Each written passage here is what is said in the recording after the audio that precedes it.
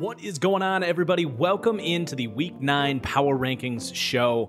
This is going to be a fun one, not only because this is the midway point in the season heading into Week 9, but also this is probably the only time this year where I've got 2 weeks to react to. We're going to have a lot of movement as I took last week off. So as we head in, please do hit that like button. It takes just a second and it really helps me out.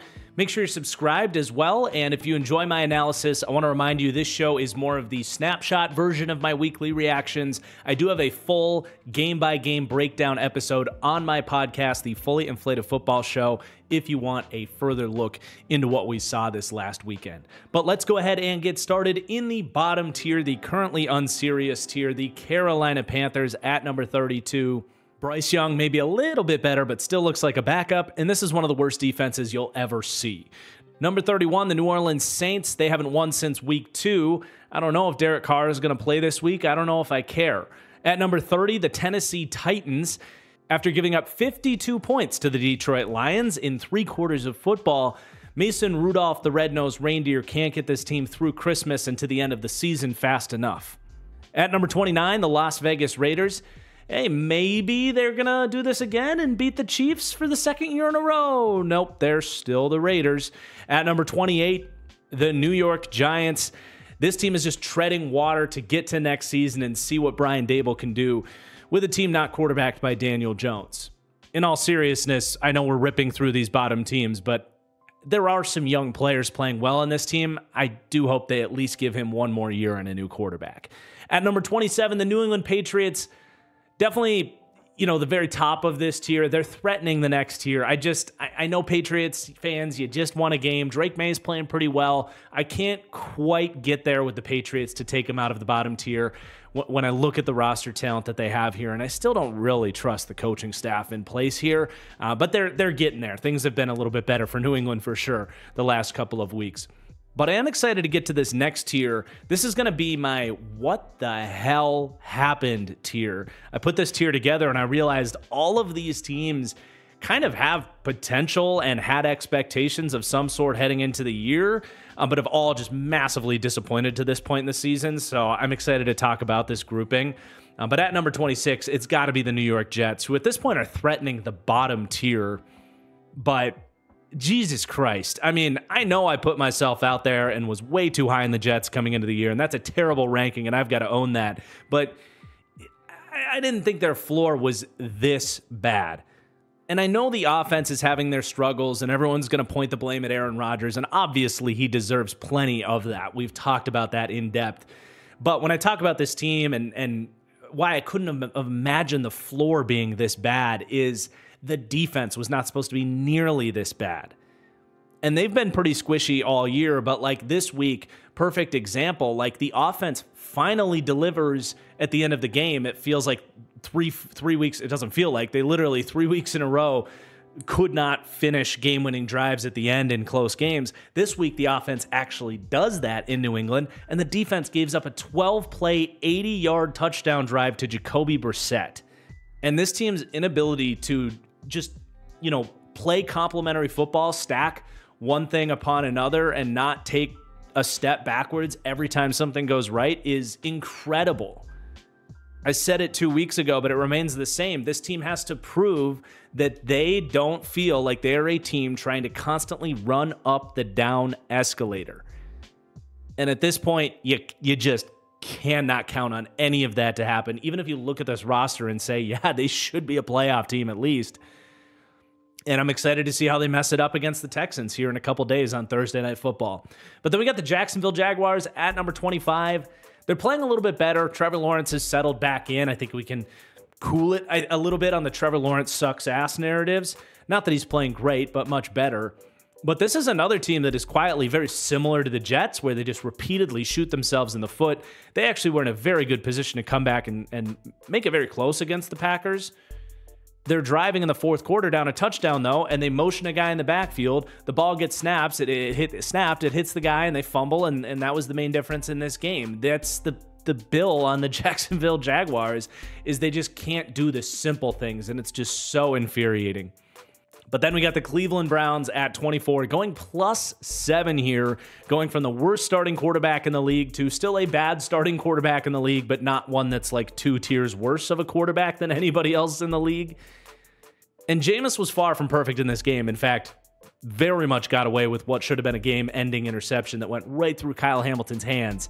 Not the first drop pick in the game either, but how nice was it to see a Browns quarterback just, hit the top of his drop, throw the football, act like a damn quarterback for once? It changed everything for this offense, and these playmakers started to look like the good players that they are on paper. Elijah Moore, Jerry Jeudy, David Njoku, all showing up big time. And how about Cedric Tillman? Man, I like that quadruple set of receivers that they have. They get Jack Conklin back, Nick Chubb's running in the backfield. They at least have some semblance of an offense, even if they're going to be inconsistent with Jameis Winston. And this defense is getting healthy and starting to play more like themselves too. So that was a real legit win, beating Baltimore this week. And it was just such a breath of fresh air to just watch the Browns and genuinely pull for them. They've, for a while, been America's favorite underdog team until they got Deshaun Watson. It was fun to not hate watch them and actually enjoy them playing some good football for once this season, seemingly. But then at number 23, the Indianapolis Colts, they don't fully fit in with the description of this tier in the sense that I don't think their team had the expectations that the other 6 teams in this tier did, but they did have expectations that Anthony Richardson was going to break through as one of the game's top young quarterbacks, and that's where the what the hell happened narrative comes in here. Now, I think it's getting a little bit overstated in the sense of like, okay, they should go back to Joe Flacco. He still made some throws in this game, but there was just so many big mistakes in there as well. And really in the first half of last week's game, especially against the Texans, there was just really no consistent execution from Anthony Richardson at all. So I'm not here to say he's playing well. It certainly is not going well. And you got to rewind to the Dolphins game week 7 as well that the Colts won, where he also struggled to throw the ball. But I do think there is a cloud of disappointment. Even if the Colts are 4-4 and kind of in a position to compete for the playoffs right now, there is a cloud of disappointment with how Anthony Richardson's playing right now, similar to the rest of these teams in this tier, certainly having disappointment on the season. And that's going to continue, of course, with the Dolphins at number 22. Now, they do go up 6 in the rankings here at 2-5. They had it, man. They really had it. Felt like the season was going to get right back on track just as they drew it up. They have, a 10-point lead against the Cardinals in the second half, and then the snap goes over to his head. He's got to bat it out the back of the end zone for a safety, and that really opened the door for Kyler Murray to light that defense up. And I do think that defense has a lot of issues, but they were much closer to the team we expected here. They need to get a bump here because I had tanked their status with Tua getting hurt, and that proved to be the right decision. But clearly, they are a much better offense with Tua out there. I think the RPO game and the run game in general just opened way the hell back up. They still have issues, but as you look at these teams and the picture and the state of the AFC, you've got the Dolphins 2-5, the Browns 2-5. We'll talk about the Bengals in just a second at 3-5, the Jags at 2-6, the Jets at 2-6. Yes, all these teams, it feels like their season's over, but the reality is you've got the Chargers and the Broncos are solid teams, but solid teams whose schedules are going to get harder, and the door could be open for any of these AFC teams still to turn their season around. It seems grim at this point in time, of course, but when all of these teams are disappointing, there could be an opportunity for somebody to capture it, and that's going to be an interesting narrative to see in the second half of the year. And I know we jumped the gun there because that applies to the Bengals as well. But we do have a team in between the Dolphins and the Bengals with the Dallas Cowboys. What a flat mid football team. And they were even somewhat competitive against the Niners. They have some things that work for them for sure. But how unsurprising was it to see Dak just a couple of brutal interceptions in a game where really the season is back against the wall? The NFC is really starting to feel, the NFC East is really starting to feel unobtainable for them. At 3-4 with the shape of the NFC, it's going to get really hard for this team to grab a playoff spot and for Dak to really just blow it again in primetime football against the team that's just been a boogeyman for him. How disappointing. I've laid off of Dak this year because it's a tough situation. I'm not saying he sucks, but for $60 million to get just no life from him in a huge spot. It's just, again, a reminder of really how bad of a spot the Cowboys are in right now. But let's go to the Bengals at number 20, who are going to wrap up this what the hell happened tier. Ugly, ugly day against the Eagles. This defense is just such a problem for the Bengals, and the inconsistency of the offense, man. I know fingers will be pointed at Joe Burrow, and that's fine. You know, he's certainly had his ups and downs this year, but I'm really disappointed in Zach Taylor too. Like, this offense still just feels so stagnant and flat, kind of like the Jets in a way, where like they have the things they want to do, but where's the like easy buttons and the motion and the creative runs, like helping out these skill players reach their potential offensively as well. Just a frustrating season for the Bengals, who, again, they're not out of it, but you definitely hoped they would have been more competitive as a team on both sides of the ball against the Eagles. But that will wrap up the what the hell happened tier. Now, before we go to tier 3 here, I want to let you guys know this power ranking show is brought to you by Underdog. If you're a fan of one of these teams we just broke down, you feel like your team's out of the race, or maybe your fantasy season is cooked like I know some of my leagues are, well, Underdog Pick'ems are the perfect way to get you back in the game and loving NFL football again on Sundays. With Pick'em contests, you'll string together your lineup, selecting player stats, higher or lower, anything from fantasy points to passing yards to sacks, you name it. You hit on all of your picks, and you can get massive payouts on small level entries. And right now, if you sign up using promo code TFG, Underdog will give you a bonus match up to $1,000. That is a bunch of extra cash that you can use on NBA and NHL with those leagues starting up, college football, you name it. They've got pick'ems for those sports as well. Or scan that QR code on the screen. That's promo code TFG at Underdog. And now let's get to our next tier. This is going to be the on the fringe tier, a bunch of teams vying for playoff positioning, but teams that are capped one way or another, have had their inconsistencies, and teams that I don't quite see as Super Bowl potential teams this year, but teams that definitely still have a lot to prove in the terms of consistency and upside for me to view as any sort of potential, Super Bowl team. But that's going to start with the Denver Broncos at 19.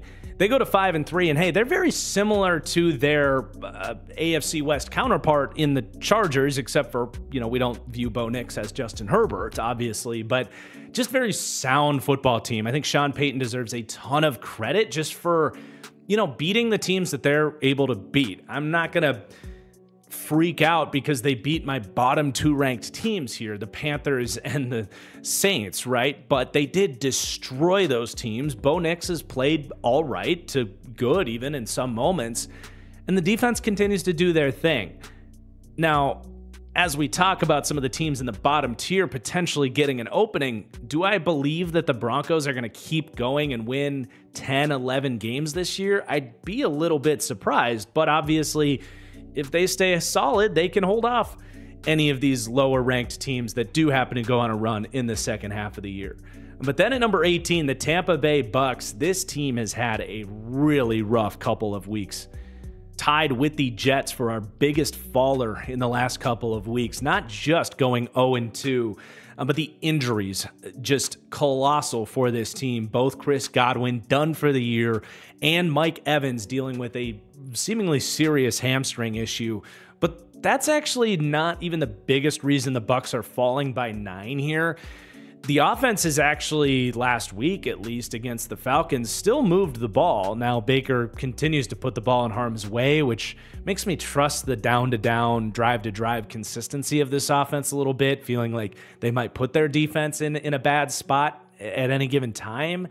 But the defense themselves has really just not played up to the level I feel like they're capable of, and I'm kind of done counting on that to turn around. I feel like the last 5 weeks in these power rankings, I've said, yeah, well, they've got D linemen and young secondary players playing great, and that's all true. Yaya Diaby's had an awesome season. I love what Zion McCollum and Tyke Smith have brought to the secondary there, but it's not leading to defensive results. They've given up a combined 72 points the last 2 weeks, and if that's going to be the case, maybe I'm putting the cart before the horse a little bit, but that's That's on Todd Bowles. I don't think it's a roster problem with this defense. It's just felt more porous, and they don't seem to be able to get those blitzes that go unblocked and mess up offenses in the way that maybe they did a couple years ago. So Bowles has got to get this unit straight. If they can, you get Mike Evans back healthy. Baker is still bringing a pretty good underlying level of play. The Bucs can still keep in the mix here, but it's definitely not trending in the right direction for Tampa. But then the Seattle Seahawks at number 17, moving down one spot, but they've really hovered around the mid-teens all season long. And, it's just frustrating to really put your finger on who this team is, what their issues are. It's just not, everything's not always complimentary with this team. And obviously a very tough week against the Bills last week. They lose 31-10. And just neither side of the ball working for them. But a week before that, they went and crushed Atlanta. And Geno played an amazing game.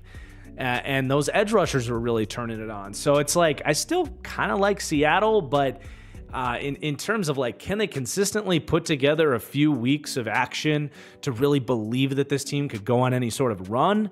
That's just tough to buy right now. And then you have the complete opposite football team in the LA Chargers, where they really do lack talent in many regards, but they are extremely steady and you know who they are. But Chargers fans are getting tired of me saying that every week with them. They're getting a +3 this week, now into the top 16, and you've got my attention now because Justin Herbert is playing like the quarterback he's capable of. The last 2 weeks, he is balling. Looks healthy, and Ladd McConkey looks like some form of number 1 wide receiver for this team. He's making catches all over the field, down in the red zone, vertical, underneath, the run after catch. He is sensational. And Justin Herbert is making the most of them, but he's also getting stuff out of some of these other players. Like, a quarterback's playing at an elite level when Jalen Reagor is making clutch plays down the field on dimes of back shoulder throws. And I like what this Chargers team did as a whole, too, getting a little bit more aggressive. They've had this 50-50 run-pass split all year. Well, they actually came out and just beat the snot out of the Saints and passed 2/3 of the time against that team. And it felt like their pass designs as well were just more spread out, more NFL pro style instead of the Greg Roman 12 personnel thing. And when Justin Herbert is playing and they're getting contributions from these wide receivers, that's just a different version of this Chargers team than we had seen for the first half of the season, really. So that's exciting, especially when the defense continues to just be better than their roster base, their roster talent base. You've got those edge rushers and Derwin James, but, you've got some young corners stepping up, and the run defense has been better than you would have expected heading into the year. Now, I think the point that this team doesn't really have any major impressive wins over big opponents still stands. We still need to see this team go against a high-end opponent and show that they have the upside to beat a team like that. But you got to be impressed by Harbaugh's ability to come in and raise this team's floor. And then you're piqued by the interest of the upside with how Justin Herbert is playing now in the last couple of weeks. But then the Arizona Cardinals at number 15, they win 2 straight games over the last couple of weeks. And 3 major things with this Cardinals team leading to a +8 for Arizona this week. Number 1, of course, is Kyler Murray dunking on the haters on Call of Duty release week. His second elite performance of the season, dropping dimes, using his legs, creating in the red zone as he does. We're going to look back on this season between that the Dolphins game and the Rams game, and Kyler Murray will have 2 of the top 5 to 10 quarterback performances of the season. And what a great week to do it when Call of Duty came out. But number 2, Marvin Harrison. He's been there right with Kyler Murray in those 2 incredible performances, but he had disappeared as the Cardinals were losing games. And it wasn't just the concussion, which sucked, obviously, but he actually wasn't making a lot of these catches for about a month there. And Kyler was putting him in a spot to make these big catches, and he wasn't executing. Well, in that Dolphins game, holy hell was he looking amazing. His ability to just slow down the game, and as the ball's approaching him, he obviously has body control and catch radius and great hands, but his ability to pre-plan how he needs to contort his body to protect the football from hitting the ground, or, you know, reshape his legs so that he can get his feet down. It's really, really special stuff. It is so similar to the game's greats. Guys like Justin Jefferson and Antonio Brown have that trait too. It's just really great to see. And then number 3, man, this defense has actually been solid-ish the last couple of weeks. I mean, playing that bend don't break style against the Chargers, but really stepping up in the trenches, not getting gashed on the ground against a team that wanted to beat them on the ground, and then, you know, keeping things in front of them against the Dolphins. It was not some sensational performance, but we said for this Cardinals team coming into the year, if they can just keep teams under 30 and give Kyler a chance, you're gonna have an opportunity to win these football games. And, you know, the Dolphins were playing pretty well, and the Cardinals defense made enough plays. So it's a real football team. They're still going to have their inconsistencies because of how bad the defense is. And as much as I'm praising Kyler Murray, he's still had some roller coaster moments. But if they can make how the offense is playing right now the norm, why couldn't the Cardinals be in the mix for the playoffs this year? They absolutely are currently and have the upside to be that team. But then the Rams at number 14. This is exactly what you could have dreamed for as a Rams fan the last couple of weeks. Not just, you know, beating the Raiders, taking care of business there as this team was coming off the bye week, still very much beat up at that point in time. Impressive to, you know, just take care of business. We know that Rams team a week ago was just not a very good roster to work with. But hey, Thursday Night Football, short week. You get Puka and Cooper Kupp back out there and beat the Minnesota Vikings to really keep this team's season going and put them right in the mix in the NFC and in the NFC West. They're only a half game behind the Niners. But this is what this offense was supposed to look like. I mean, Stafford, with his receivers out there, played like a freaking unbelievable game against the Vikings. And Kyren Williams, I tweeted it out Thursday night, but I'm ready to say that he has the best patience and vision combination of any running back in the league since Le'Veon Bell when it was in his prime. He is so spectacular, especially when the defense can't just absorb the run and put 8 guys in the box. And then the defense has given them just enough, kind of like the Cardinals defense, although the Rams have a true difference maker on that defense in Jared Verse, who looks like he might run away with Defensive Rookie of the Year. So you get some big third down stops, courtesy of Jared Verse and his disruption. And this offense playing like this, that's a playoff caliber team, even if they racked up some losses early in the year. Then the Chicago Bears at 13. I mean, we all know it's a tough week for the Bears. They had that game won. They come back, fourth quarter. Caleb Williams wakes up after a rough first half against a, you know, Commanders defense that I really expected more of Caleb in.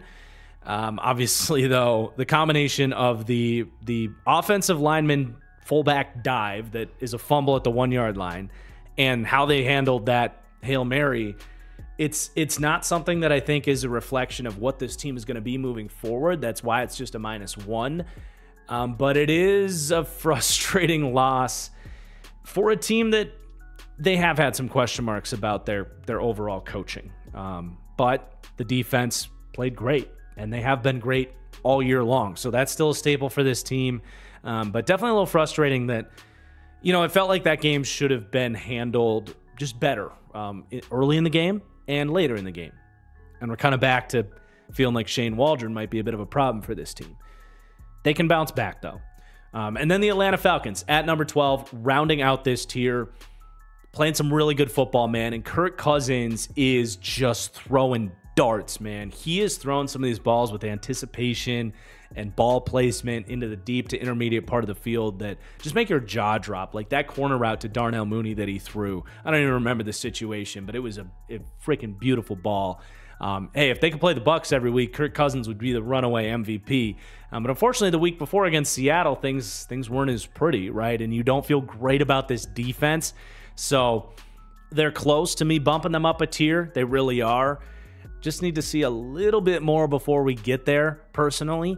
But 4-1 in their last 5 games, and another dominant offensive outing against the Bucs. But let's take that jump up into Tier 2. This is the playoff caliber team. These are teams that have definitely positioned themselves well for the playoffs. And these are teams that just have played with a certain level of consistency that the teams in our previous tier haven't necessarily done, or just have more upside as a team than teams in our previous tier. But that's going to start with the Pittsburgh Steelers at number 11. They've really positioned themselves well in this AFC. I mean, they're in first place now in the AFC North. Now, this is definitely a team that hasn't really beaten anybody, right? But they have some elite strengths on this team that they can hang their hat on. I mean, that D-line is terrifying. Their ability to seal games. TJ Watt being NFL's version of Mariano Rivera, where, you know, you get late in the game, it's one move, it's that speed rip move that he's got, but it's unblockable, just like Mariano's slider, and the ability to close games, taking the ball away, strip sack, fumbles. But it's not just TJ Watt, Alex Highsmith on the other side, all the other pieces on this D-line.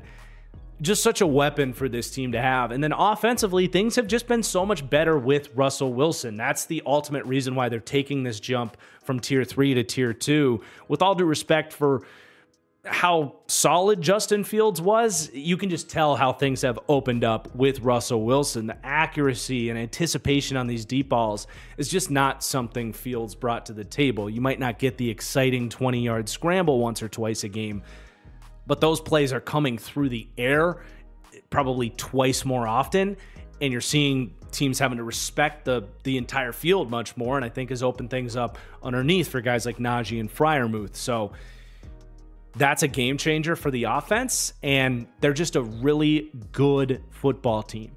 But now it's time to find out who the Steelers are. Their 6 wins have come against the Falcons, the Broncos, the Chargers, the Raiders, the Jets, and the Giants. Not the most incredible resume there, but coming up after the bye week here, Commanders, Ravens a couple times, Browns a couple times, Bengals a couple times, Eagles, Chiefs. This is where the Steelers are going to have to make their money. But then the Green Bay Packers at number 10, they climb to a very quiet 6-2. Gonna pause on bumping them up because there's not a clear team for them to pass right now, in my opinion. And also Jordan Love tweaked his knee injury, very much questionable here, heading into a massive Week 9 game hosting Detroit Sunday afternoon. But hey, Malik Willis climbs to 3-0 against the AFC South. How ironic is that? He really has been impressive, and what a luxury it is for Green Bay to have a guy that can step in and put a game away like this, as they did against Jacksonville. He opens up the run game. He's been making the throws down the field that he's needed to, many a times schemed up by Matt LaFleur and his incredible play calling, and Jaden Reed being the beast that he is. But sometimes it's, you know, Willis doing real quarterback stuff and showing his maturity as a passer. So it's a real thing, I think, with how he's playing right now. But obviously you want to see Love healthy and him with the upside of this team being still with Jordan Love, not Malik Willis. I don't think we're getting too crazy with the Willis thing. But it's not just Love's injury why I'm not bumping the Packers up. Their defense still is not fully trustworthy for me. They did not have the most impressive game against the Jags. They really didn't. Very much were at risk of losing this game if not for the Jags fumbling the ball off a snap in the fourth quarter. They still can't really get this pass rush going, man. Just 10 pressures against the Jags. Rashawn Gary, Kenny Clark, Preston Smith, Lucas Van Ness. Where are these guys at, man? It's been a real point of frustration for the Packers. They can really only count on Jeff Hafley's blitzing schemes to get after the quarterback right now. And I don't know if that's going to shift at some point in the season.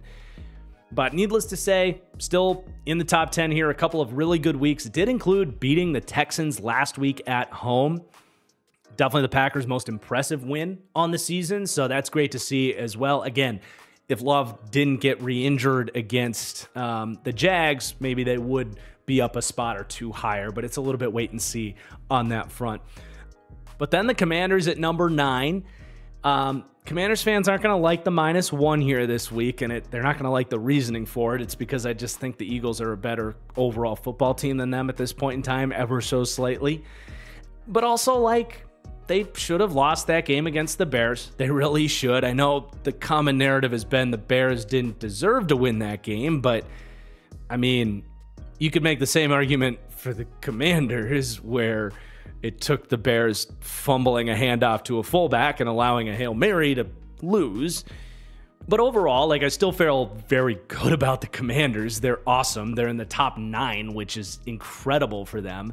And this week, it wasn't even like, I don't have anything negative to say about Jaden Daniels. He did his thing and was awesome battling through a rib injury.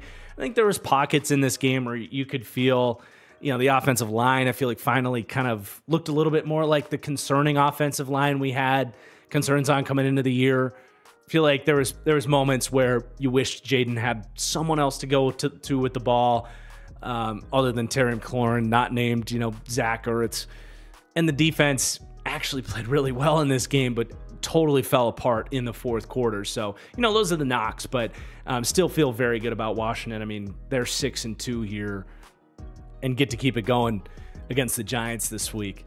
But then the Vikings at number 8, a really rough couple of weeks. They go from undefeated in our last power rankings. Vikings fans still mad that I wasn't ranking them number 1, down to, the second tier, a -4 to number 8 this week. And now I feel like this is how things tend to go in these power rankings. Now I feel like I'm going to be higher on the Vikings and try to preach some optimism here. It's very much doom and gloom for Minnesota. Now, the last 2 weeks were not bad losses. I mean, they went toe-to-toe with Detroit. They were right in that game through and through. And then that was always going to be a tough game. I mean, it's kind of infamous at this point. Teams are, 1-11 in the last 12 games after playing Detroit. They kick your teeth in and make you sore all week. But for the Vikings, it was a short week, a long road trip in LA against a team that had a must-win season backed against the wall type of night, on a night where, Puka and Cooper returned to the lineup. It was just a tough 4-game stretch for Minnesota. Honestly, if Christian Darrisaw didn't go down for the season, I would probably say I don't think too differently of the Vikings and probably drop them down a few spots, but maybe even still have them in the top tier. But that's a huge injury, because Darnold's been a guy that wants to sit in the pocket and, trust that he can step up. He's really trusted the structure of things there. But if he's not getting that elite blindside protection, which really he's gotten from Darrisaw this year, you are going to see more strip sacks. You're going to see less time to throw. It could throw a lot of this stuff offensively off. And frankly, the last couple of weeks and really all season, we've seen that, the offense drops off in the second half when the scripted Kevin O'Connell plays aren't available for this team. So I'm worried about that mostly. The defense has looked worse the last couple of weeks, but they've gone against 2 of the best play callers in the league, Ben Johnson and Sean McVay. So I'm still really encouraged by what Brian Flores has done with this defense. I think he'll be able to go back to the lab and get this defense to play better. But perhaps they've discovered some weak links on this defense as well, schematically speaking. So it's, the Vikings not feeling like the world beaters, the Super Bowl contenders that they did for the first part of the season. There was a reason, though, that I was a little hesitant on this team, as they haven't been able to completely out-scheme their opponent. You've felt what I described earlier in the season as a relative lack of talent. Not that they are untalented, but compared to these top 10 teams, their roster base is not the same. You're starting to feel that much more. But they're still a great coach team and have a lot of talent. And hey, they get TJ Hawkinson back theoretically very soon. So that's at least one positive in the injury department. And they got to get Blake Cashman back as well. It's a quiet player that they've really missed these last couple of weeks. But then number 7, the Philadelphia Eagles.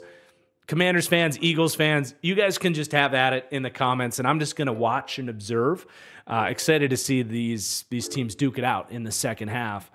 Week 11 and Week 16, these two teams are going to be battling for the division. It's going to be a ton of fun. They're obviously very tightly knit, but I do look at the way the Eagles are playing right now, getting healthy, getting A.J. Brown, Devontae Smith. It's just so clear the difference those guys make for this team and the difference they make for Jalen Hurts. He just plays so much more within himself when he has those guys, where he can be more conservative underneath. They're able to lean into the run game, and then when they need explosives, go make a play. I know a lot of people are waiting on me to own up to my Jalen Hurts video where I said that the Eagles might have a Jalen Hurts problem. look, I said in that video he was going to play better when those guys come back. He's done a very good job protecting the football and not making those mistakes he was making in the first half of the season. But let's be real. This is much more about Brown and Devontae Smith winning straight up jump balls than it is Jalen Hurts has learned how to carve up defenses. And about how great this run game has been, by the way. I mean, think about how much Saquon Barkley we've been getting the last couple of weeks. And look, Hurts played his best game against the Bengals and looks maybe like he's settling in within this offense. I'm not trying to die on the take I had on Jalen Hurts, but let's also be real. He's had 34 dropbacks the last 2 weeks, 26 completions. That doesn't completely change my opinion on a well thought out, researched video I had on 11 weeks of tape. So it's been a step in the right direction for sure.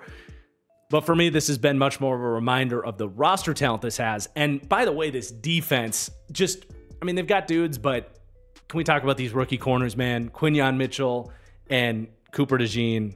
Going to be really tough for those guys to be in the defensive rookie of the year conversation, especially when Quinyon's had a couple of, a drop pick and a pick where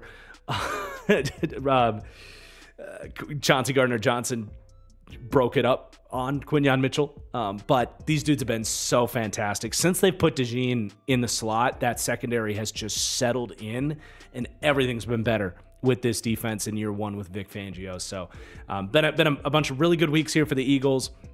And dare I say, they are on the fringe of getting back into that Super Bowl picture here.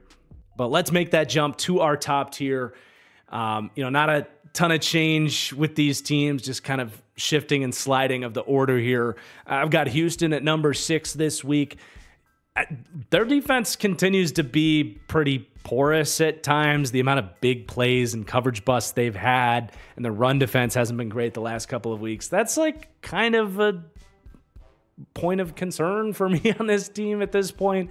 And they got to figure out a better way to attack the blitz, but man, they got so much talent, dude. And CJ Stroud is just so unbelievable. Every single week he's making just jaw-dropping throws, always in like critical situations seemingly to keep drives alive. So like the floor of their offense is just insanely high with him. And when Joe Mixon plays, like they have a run game. He just looks different this year. So they've got pockets of ways to win offensively. They should be getting Nico back at some point soon here, right? And then even if the defense has had their struggles, they still have guys like Will Anderson to make a play.